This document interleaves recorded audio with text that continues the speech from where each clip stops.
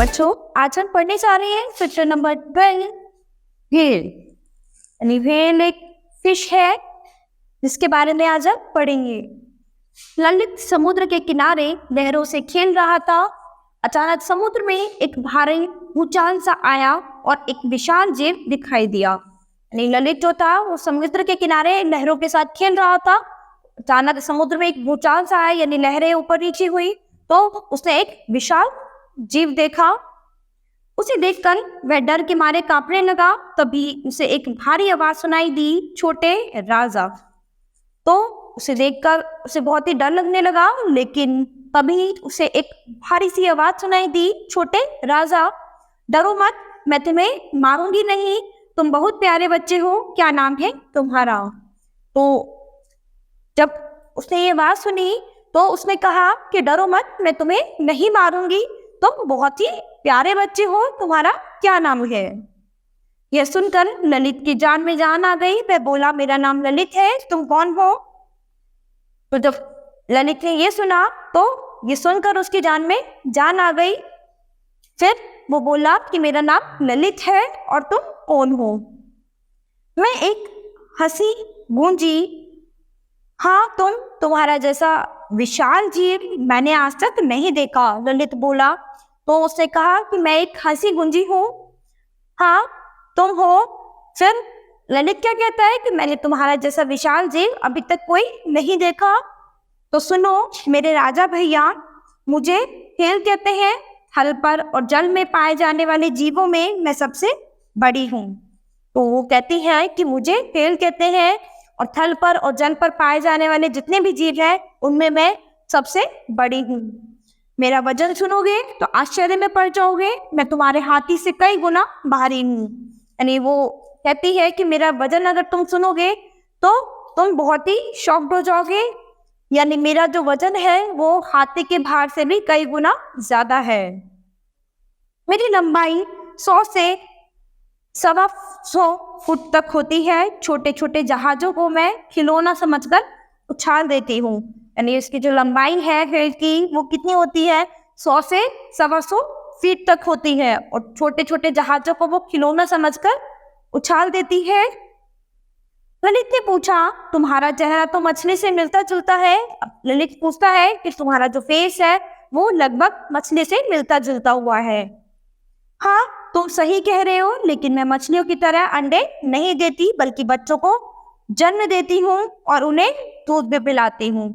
तो अभी वो क्या कहती है कि हाँ तुम सही कह रहे हो, मेरा जो आकार है वो लगभग मछली के जैसा ही है, लेकिन मेरा जो हाँ तुम सही कह रहे हो, मेरा जो फेस है वो लगभग मछली के जैसा ही है, लेकिन मैं मछलियों की तरह अंडे नहीं देती, मैं केवल बच्चों को जन्म देती हूँ और उनको दूध पिलाती हूँ।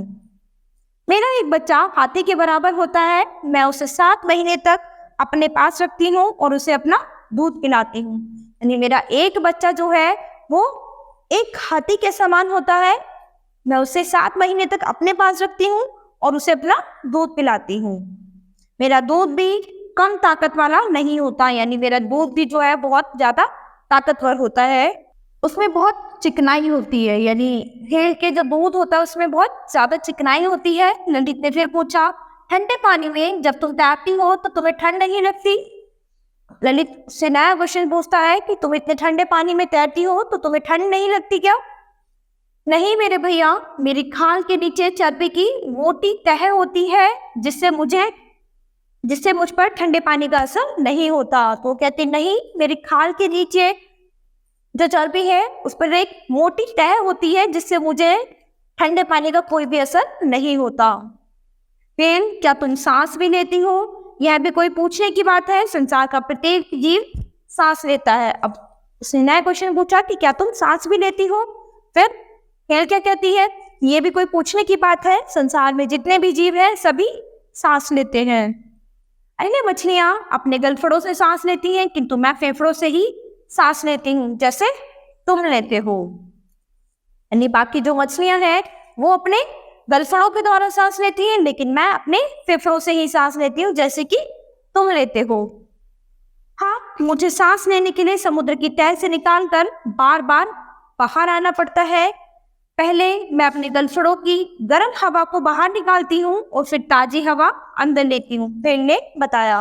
उसने बताया कि मुझे सांस लेने के लिए समुद्र की तह से निकलकर बार बार बाहर आना पड़ता है, क्योंकि अपने फेफड़ों की गर्म हवा को बाहर निकालती है और ताजी हवा को अपने अंदर लेती है। अरे हाँ, तुम्हारे शरीर से पानी का फव्वारा क्यों निकल रहा है? अब वो पूछता है कि तुम्हारे शरीर से ये पानी का फव्वारा क्यों निकल रहा है? क्या तुम्हारे शरीर पर कोई बाग है? ललित ने पूछा कि क्या तुम्हारे शरीर पर कोई बाग बना हुआ है? नहीं बाबा, यह बाग का फव्वारा नहीं है। जब मैं गर्म हवा अपने शरीर से बाहर निकालती हूँ तब यह पानी का फव्वारा अपने आप निकलता है। यानी वो कहती है कि जब मैं गर्म हवा अपने शरीर से बाहर निकालती हूँ तो ये पानी का फव्वारा अपने आप बाहर निकलता है। मुसीबत यह है कि इस फव्वारे को देखकर ही शिकारी लोग अंदाजा लगा लेते हैं कि मैं यहाँ घूम रही हूँ। तो यानी वो अपनी मुसीबत बताती है कि मेरे साथ ये प्रॉब्लम है कि इस फव्वारे को देखकर ही शिकारी लोग ये समझ जाते हैं कि मैं यहाँ घूम रही हूँ। तुम भोजन में क्या और कितना खाती हो? अब ललित नई बात पूछता है कि तुम भोजन में क्या खाती हो और कितना खाती हो? मेरे भैया, मैंने खाने में समुद्र में पाई जाने वाली मछलियां और अन्य सभी जीव हैं। मैं मनों में नहीं तनों में खाती हूँ। यानी मैं समुद्र में पाए जाने वाली मछलियों और समुद्र में पाए जाने वाले जीवों को खाती हूँ। मैं मनों में नहीं यानी टनों में खाती हूँ, यानी मुझे बहुत सारे भोजन की आवश्यकता होती है। मेरा मुख्य भोजन छोटी बड़ी मछलियां हैं। यानी मेरा जो मुख्य भोजन होता है वो छोटी बड़ी टाइप की मछलियां होती हैं। जब भी भूख सताती है मैं अपना मुंह खोलकर समुद्र के जल से घूंट भर लेती हूँ।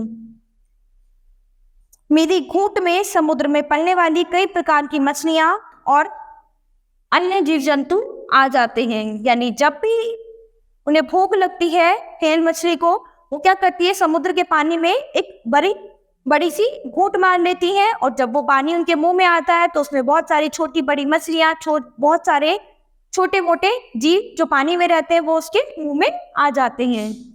इनको मैं हजम कर जाती हूँ, यानी उनको मैं खा जाती हूँ। जानते हो, मैं रोजाना लगभग 1 टन मछलियां निगल जाती हूँ। यानी वो उसको बताती है कि मैं एक दिन में लगभग 1 टन मछलियां निगल जाती हूँ। और हाँ, एक बात और सुन लो, मैं लगभग 1000 मीटर यानी 1 किलोमीटर गहराई तक डुबकी मारती हूँ। समझे? यानी वो लगभग 1000 मीटर यानी 1 किलोमीटर की गहराई तक डुबकी मार लेती है। तुम तो सचमुच बहुत ताकतवर हो गए। क्या तुम कभी घूमने भी जाती हो? अब वो नई बात क्या पूछता है कि तुम सच में बहुत ताकतवर हो, क्या तुम कभी घूमने भी जाती हो कहीं? अरे मैं तो दुनिया भर के समुद्रों में घूमती रहती हूँ। अच्छा ललित, आज इतना ही, फिर कभी मुलाकात होगी। अब उससे कहती है कि भाई मैं तो दुनिया भर के समुद्रों में घूमती रहती हूँ। ठीक है ललित, इतना ही ठीक है, अब फिर कभी मुलाकात होगी, फिर कभी मिलेंगे। तो यहाँ पर जो व्हेल थी उसने ललित को, उस बच्चे को अपने बारे में जानकारी दी। यानी व्हेल किस तरह की होती है, किस तरह का उनका रहन सहन होता है, उसके बारे में उसने बताया है। तो बच्चों, अब हम अपनी नेक्स्ट क्लास में मिलते हैं नए चैप्टर के साथ।